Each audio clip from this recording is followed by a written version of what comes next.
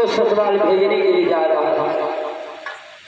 क्योंकि आज कंस का रथ थोड़ी दूर पहुंचा कि आकाशवाणी होती है, कंस कंस मत फूल पहुंचे, फूल फूल को मिलाएगा। विश्वास में बस यही फूल में के ना एक दिन फूल भी मिलाएगा। अरे कंस, आज उस बहन देवी के पीछे इतना आनंद मनाता है, अब इसके ही काले पर्दे में आज तेरा घातक मुस्कुराता है। अरे कंस, आज तुम्हारी बहन देवी के 8वें गर्भ वाला देवताओं के गर्भ को बढ़ाएगा और तुमको तुम्हारे मित्रों के समेत यम की हवा खिलाएगा। इस आकाशवाणी को सुनकर के कंस रस से कूद पड़ता है। आज रस से कूद करके अपनी बहन देवी के केसों को पकड़ लेता है। आज इस बहन देवी से इतना प्रेम करता है जिसे ससुराल भेजने के लिए जा रहा है। आज वही उसी देवी के केसों को पकड़ करके तलवार निकाल करके कंस कहने लगा,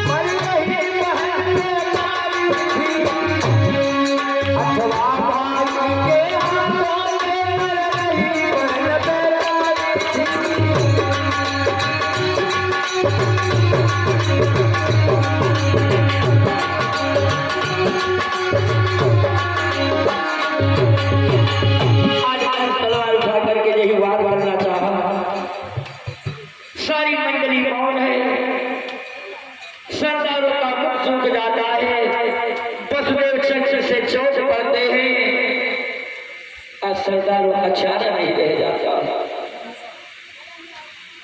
कंस ने कहा, किसकी बुझी कतार, हाजिर है तेरे लिए भोजन का थाल।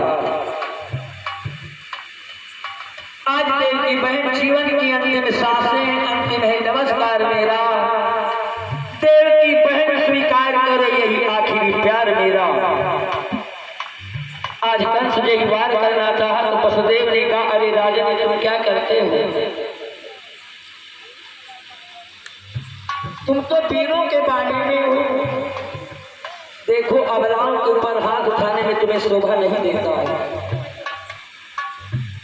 कंस ने कहा, पत्नी अबला ये तो बलवानों से बलशाली है, मेरे बल की बल देवी है, ये जहर भरी हरियाली कहलाती है। क्या तूने बाड़ी नहीं सुना, सुन करके भाव नहीं समझा। हे बलदेव, मारने के सिवाय मेरे पास उपाय है क्या? वसुदेव ने कहा, राजन मैंने बाड़ी सुना, देवती के सर से हाथ उठाओ। मैंने बाड़ी सुना, सुन करके भाव समझा, लेकिन पता नहीं तुम्हारी हलचल का कारण है क्या। अगर देवकी के ऊपर संदेह तो मार डालो, हमें कोई चिंता नहीं। अगर देवकी की संतानों से तुम्हें डर है, तो मैं एक एक संतान लेकर के तुम्हारे पास आऊंगा। मैं शपथ पूर्वक कहता हूं, अपना सारा मोह विसर्जन कर दूंगा। इससे जितनी संतानें होंगी एक एक करके मैं तुम्हें समर्पण कर दूंगा। इससे बढ़कर के और तुम्हें विश्वास क्या दिला सकता हूं। अब मारो और चाहे छोड़ दे, तुम्हारा ही सारा अधिकार है। कि ये है प्राण सोना वसुदेव का, अब अलग हो गया कंस, अब इस प्रकार से बच सका कि हरि माया का। इस प्रकार से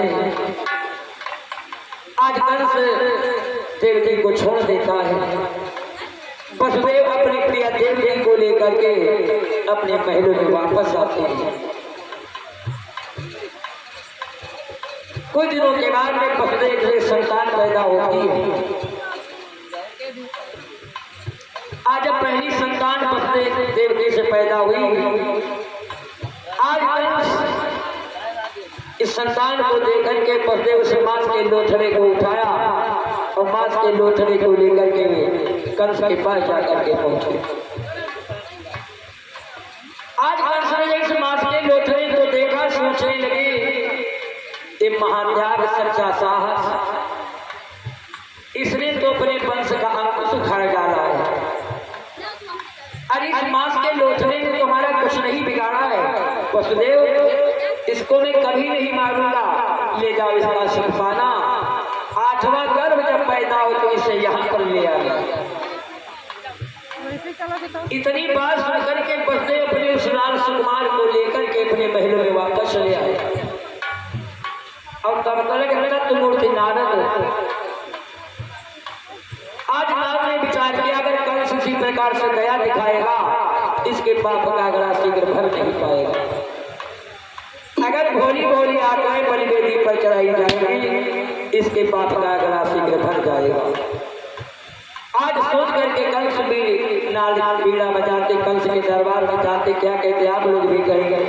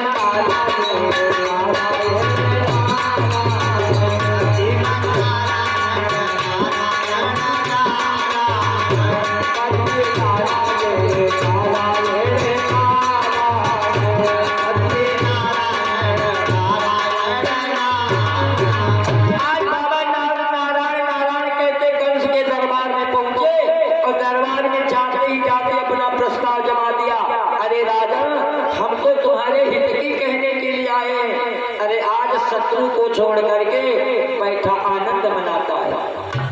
देखो सोच है जब चतुर चूकता है तब 3 ठोकरें खाता है। अरे राजन इतने मीठे क्यों बनते हो?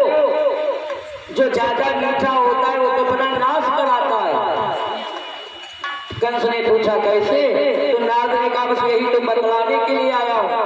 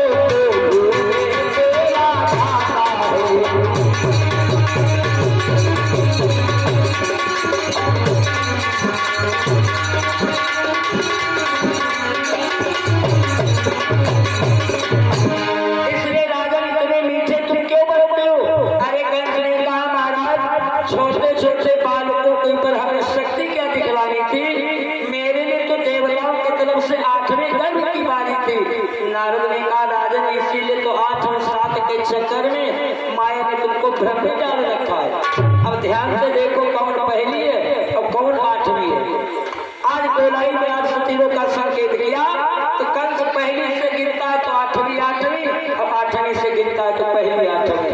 हर लाइन पहली है और हर लाइन आठवीं है। इतनी बात सुनकर के कंस का क्रोध भर गया और यही क्रोध भर जाता है। नारद ने कहा राजन इसलिए तुम ध्यान से देखो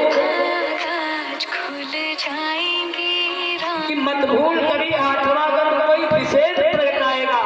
देखना आठ का ही चक्कर तुम देखना कि चक्कर में भुलाएगा। अब तो कंस का क्रोध भर गया। हमारे क्रोध में वसुदेव के दूतों को भेज करके वसुदेव को बुलवाया। आज वसुदेव को बुलवाया, आज वसुदेव अपनी फिर उस संतान को लेकर के आ गया। आज कंस ने यही देखा, कहने लगा वसुदेव कि बोला लाला जी कोई तो करने में लाचा आती है।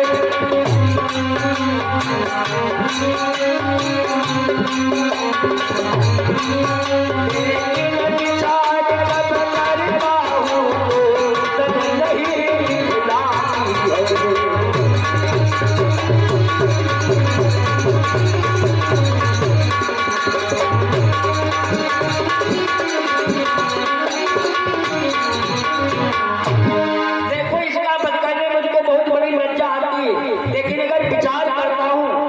कुशलता भी नहीं दिखलाती है, इसलिए हमारा हित विचारो।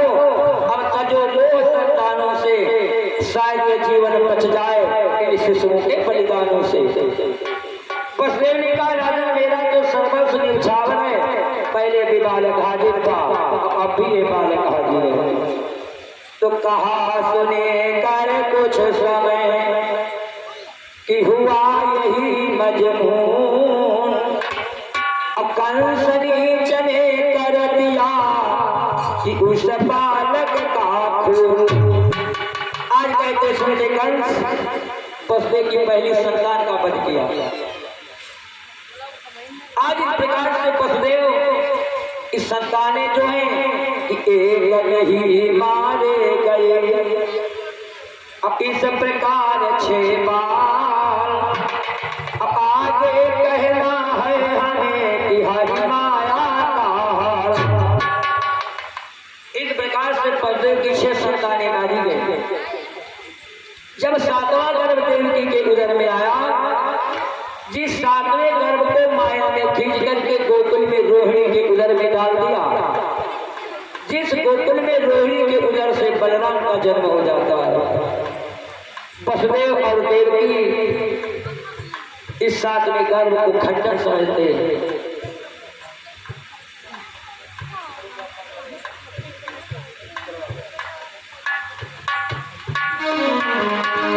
आज वसुदेव देवकी 7वें गर्भ को खंडन समझते हैं। फिर जब देवकी के उदर में 8वां गर्भ आया, अब आगे के गर्भ में आगे है यदुना।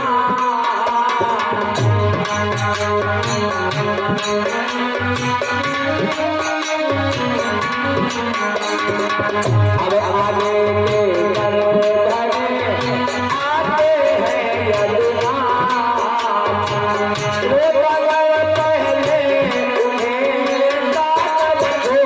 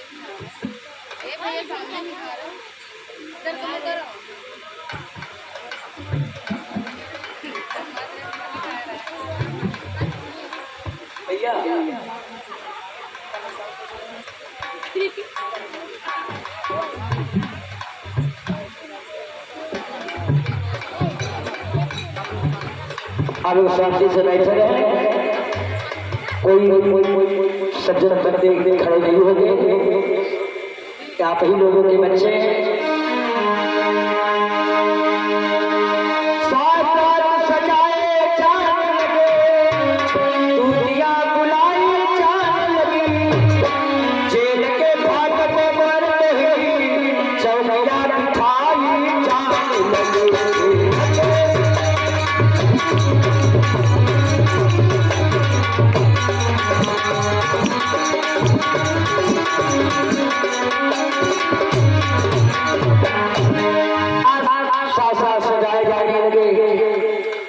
बुलाई जाने लगी,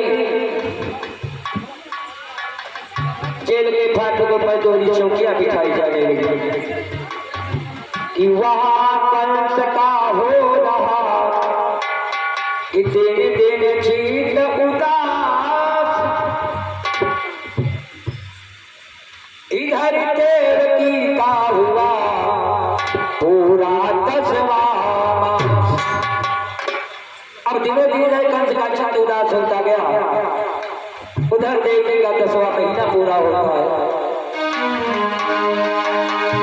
अंत में एक दिन वो आया, रंगत बदली संसारी की, आप ही उमंग के पलट पड़ी, कभी पलटी बात बिहारी।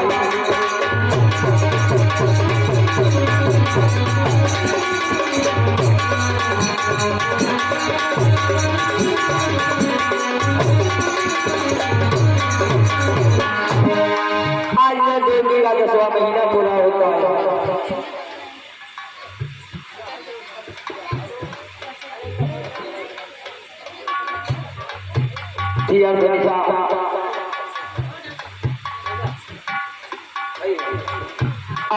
आधी रात्रि थी, गोदों के तनिक दिन हुई थी। हे पागल संसार भागों के कृष्णाष्टमी थी। पृथ्वी हरे हरे वस्त्रों में क्षण क्षण उमड़ाई जाती है, पूर्व में निशाराज की कोर निकलती जाती है, फाटक के पहरेदारों पर बेहोशी छिछाती जाती है। नव मंडल पर कुछ देवतागणों के बोल सुनाई देते हैं, आओ जगधर आओ ब्रज पर ये बोल सुनाई देते हैं। आज वसुदेव और देवकी श्रद्धा के जल भरे हुए भगवान की पुकार करते प्रभु, क्या कहते आप लोग भी कहेंगे, मेरे मन के प्राण पुकार रहे। वसुदेव और देवकी चकरी अंजलि ने हाथ जोड़ करके भगवान की पुकार करते प्रभु, मेरे मन के प्राण पुकार